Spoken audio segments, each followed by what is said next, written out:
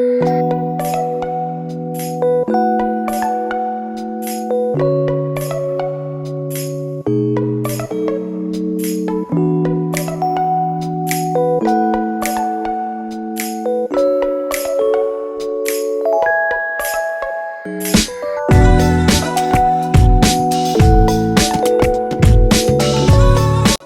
प्रश्नों से भरा हूं, आप उत्तरों से। क्या मैं आशा करूं कि आप मेरी सारी जिज्ञासाओं का समाधान कर देंगे? यदि आप आश्वासन दें तो मैं संन्यास तक लेने को तैयार हूं। भाईदास भाई कैसी बहकी बहकी बातें कर रहे हो?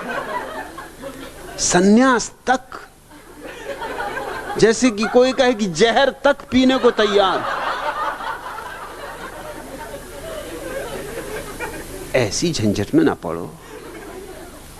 अच्छे भले आदमी चंगे आए चंगे ही जाओ, क्या बिगड़ना है? और तुमसे किसने कहा कि मैं उत्तरों से भरा हूं? हाँ, प्रश्नों से खाली हो गया हूं।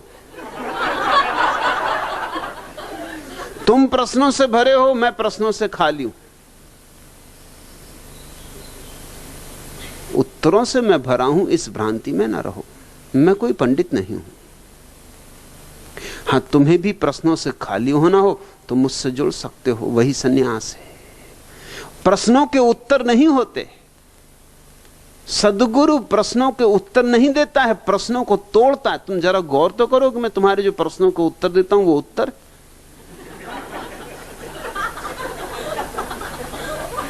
कि इधर से लंगड़ी मारी, उधर से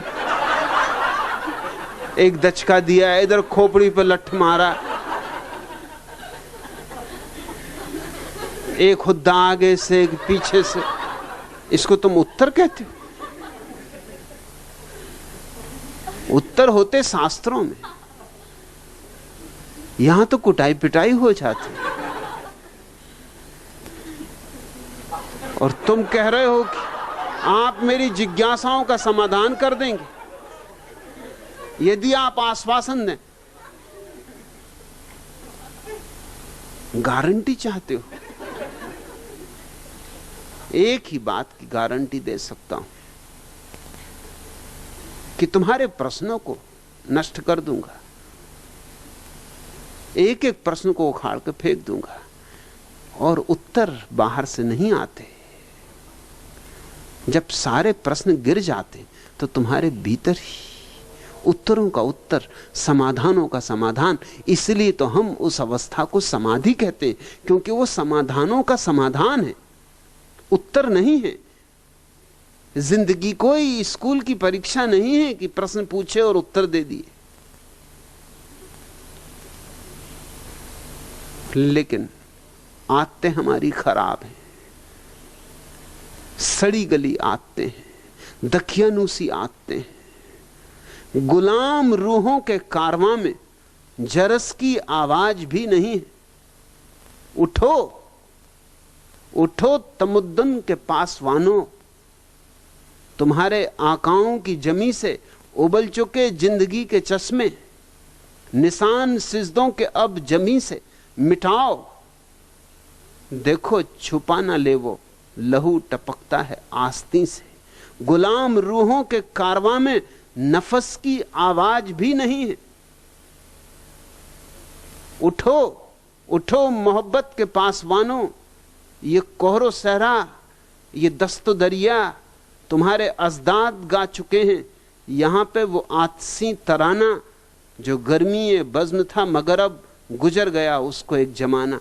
समंदे अय्याम बरक पा है, उठो उठो की तारीख हर बरक पर तुम्हारा शुभ नाम ढूंढती। न देंगे आवाज उसके शय पर जो वक्त उड़ता चला गया है। जमीन आंखों से मत कोरे दो, जमीन आंखों से मत कोरे दो, न मिल सकेंगी वो हड्डियां जो जमी का तारीख गहरा सीना निगल चुका है। नया करीना सिखाओ पामाल जिंदगी को।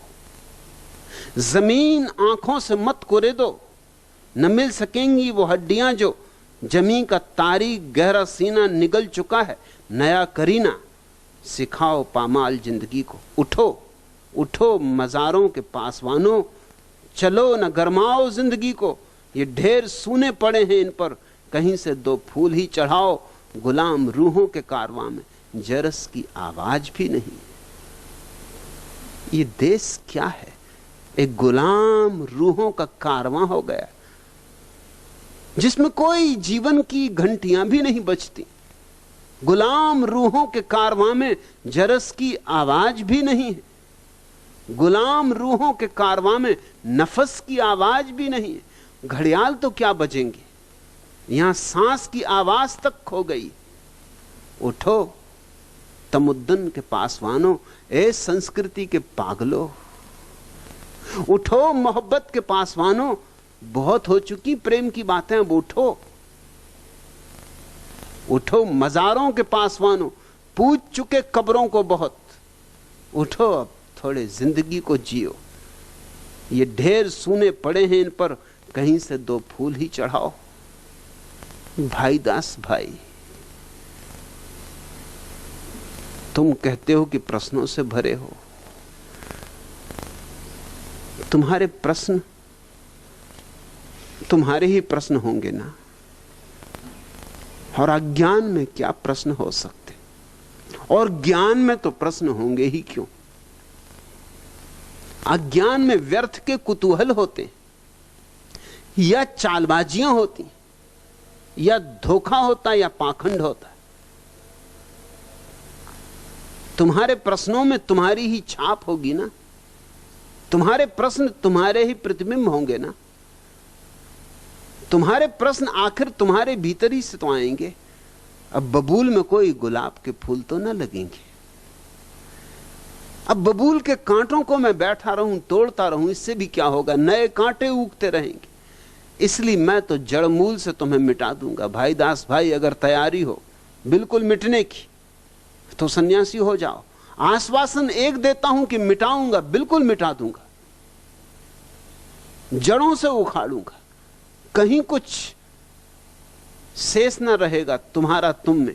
और जब तुम्हारा तुम में कुछ भी शेष ना रहेगा तो पा जाओगे तुम सभी समस्याओं का समाधान।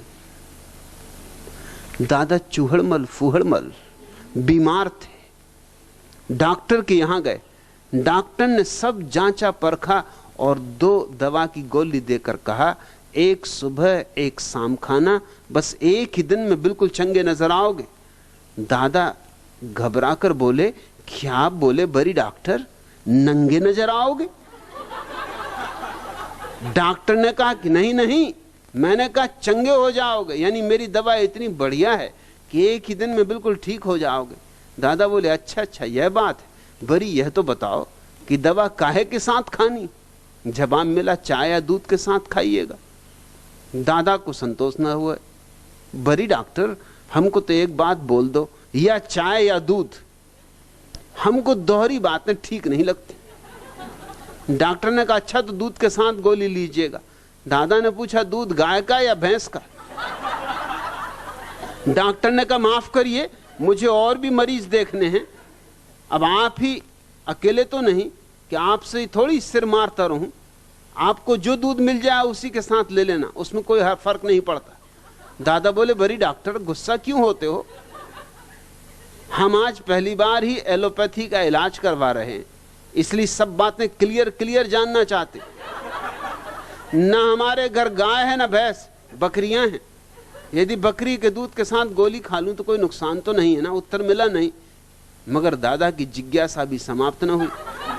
बड़ी एक बार और बताओ ना, दूध गर्म चाहिए या ठंडा? डॉक्टर ने पिंड छुड़ाने के लिहाज से कह दिया कुनकुना। दादा बोले, ठीक, दूध गिलास में पीना कि कटोरी में? डॉक्टर को गुस्सा आ गया, साईं अब घर भी जाइए ना, आपको कुछ और काम नहीं है क्या? दादा बोले, काम क्यों नहीं है, पर जब हमने आपको पूरी फीस दी है तो बदले में हमें भी पूरी जानकारी तो दीजिए। बताइए कि दूध खड़े खड़े पीना है कि बैठकर पीना है?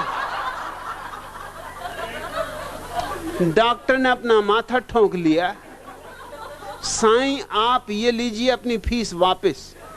10 का नोट पकड़ाते हुए उसने कहा, खुदा के वास्ते अब मेरा पीछा छोड़िए। दादा बोले, लेकिन भरी तुम तो नाराज होते हो, हम तो सीधा साधा आदमी हैं, कभी एलोपैथी का इलाज नहीं करवाया, इसलिए पूछता है कि दूध खुद अपने हाथ से पीना है या मेरे मुन्ने की अम्मा यदि पिला दे तो कोई नुकसान। डॉक्टर को भी हंसी आ गई। बोला, साईं तुम तो बड़ा जानदार आदमी है, जा अब अपने घर और मुन्ने की अम्मा के हाथ से दूध पी। दादा ने कहा, अच्छा तो जाता हूं बड़ी डॉक्टर, मगर एक बात तो बताओ कि घर तक पैदल जाऊं या रिक्शे में बैठकर? डॉक्टर ने कहा, रिक्शे में जाओ, इस बुखार में पैदल चलना ठीक नहीं। दादा डॉक्टर से राम राम बड़ी साईं कह के चल दिए। डॉक्टर ने संतोष की सांस ली, लेकिन आश्चर्य की बात तो तब घटी जब आधा घंटे बाद दादा लौट आए और बोले, बड़ी डॉक्टर तुम कैसा इंसान है, हमको यह नहीं बताया कि कौन सी गोली सुबह खानी और कौन सी शाम को खानी। हमारा मुन्ने की अम्मा ने हमको बहुत डांटा। डॉक्टर ने संयम साध कर कहा, यह सुबह खाइए और ये शाम को। दादा बोले, तुम्हारी भूल के कारण हमको वापस आना पड़ा भरी, हमको फिर से घर जाने के लिए 10 रुपया रिक्शा का भाड़ा दो, वरना हम कैसे जाएंगे। डॉक्टर ने आधा मिनट गंभीरता से सोचा और चुपचाप 10 का नोट दादा के हाथ में थमा दिया। इसी में ज्यादा भलाई थी। दादा मुस्कुराते बाहर आए और वेटिंग रूम में बैठी अपनी बीबी को आंख मार कर बोले, लोग कहते हैं कि जाको राखे साइयां मार सके न कोई। ऐसा कहने वाले मेरे मूर्ख हैं, गधे। उनको कहना चाहिए जाको लूटे साइयां बचा सके न कोई। बीबी हंसती हुई उठी और बोली, तो फिर आज कौन से पिक्चर चला जाए मुन्ने के पापा? इस डॉक्टर से आज कितने रुपए वसूल करे? अरे बरी बोलो ना, तुम्हारी जिज्ञासाएं भाईदास भाई किसी काम ना आएंगी। यहां तो जिज्ञासाएं तोड़नी, यहां तो प्रश्न गिराने। उत्तर मेरे पास कोई नहीं है, उत्तरों का उत्तर है और वह तुम्हारे भीतर है। उसे खोजने का रास्ता बता सकता हूं।